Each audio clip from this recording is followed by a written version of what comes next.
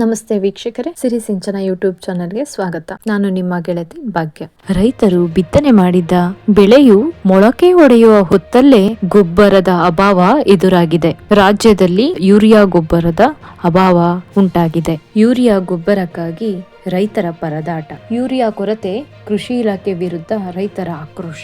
Urea ಗೊಬ್ಬರದ ಕೊರತೆ ಉಂಟಾಗಿರುವ ಕಾರಣ ಏನು? ಇದಕ್ಕೆ ಮುಖ್ಯ ಕಾರಣವೆಂದರೆ ಕೇಂದ್ರ ಸರ್ಕಾರವು ರಾಜ್ಯಕ್ಕೆ ಬೇಕಾದಷ್ಟು ಗೊಬ್ಬರವನ್ನು ಪೂರೈಸುತ್ತಿಲ್ಲ. ಇದರಿಂದಾಗಿ ಗೊಬ್ಬರದ ಕೊರತೆ ಉಂಟಾಗುತ್ತಿದೆ. ಹೌದು, 2025ನೇ ಮುಂಗಾರು ಹಂಗಾಮಿಗೆ ಕರ್ನಾಟಕದಲ್ಲಿ 11.17 ಲಕ್ಷ ಮೆಟ್ರಿಕ್ ಟನ್ ಯೂರಿಯಾ ಗೊಬ್ಬರದ ಅಗತ್ಯವಿದೆ.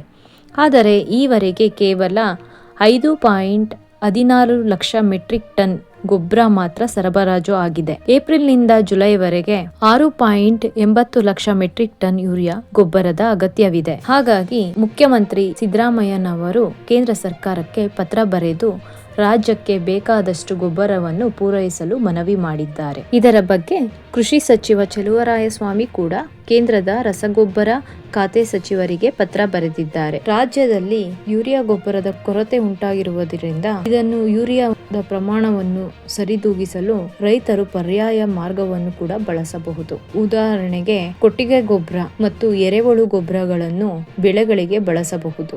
ಒಂದು ಮೂಟೆ ಯೂರಿಯಾಗೆ ಸಮನಾಗಿ ಸುಮಾರು 5 ರಿಂದ 6 ಟನ್ ಕೊಟ್ಟಿಗೆ ಗೊಬ್ಬರ ಅಥವಾ ಎರೆಹುಳು ಗೊಬ್ಬರವನ್ನು ಬಳಸಬಹುದು. ಏಕೆಂದರೆ ಕೊಟ್ಟಿಗೆ ಗೊಬ್ಬರ ಮತ್ತು ಎರೆಹುಳು ಗೊಬ್ಬರದಲ್ಲಿ ಸಾರಜನಕದ ಪ್ರಮಾಣ ಯೂರಿಯಾಕ್ಕಿಂತ ಸ್ವಲ್ಪ ಕಡಿಮೆ ಇದೆ. ಇನ್ನೊಂದು ಉಪಯುಕ್ತ ಪರ್ಯಾಯ ಎಂದರೆ ನ್ಯಾನೋ ಯೂರಿಯಾ ಕೂಡ ಬಳಸಬಹುದು. ನ್ಯಾನೋ ಯೂರಿಯಾವನ್ನು ಪ್ರತಿ ಎಕರೆಗೆ 500 ಮಿಲಿಲೀಟರ್ ಪ್ರಮಾಣದಲ್ಲಿ ಬಳಸಬಹುದು. ಈ ಮಾಹಿತಿ ಇಷ್ಟವಾಗಿದ್ದರೆ ದಯವಿಟ್ಟು ಲೈಕ್ ಮಾಡಿ, ಶೇರ್ ಮಾಡಿ, ಕಾಮೆಂಟ್ ಮಾಡಿ. ಧನ್ಯವಾದ.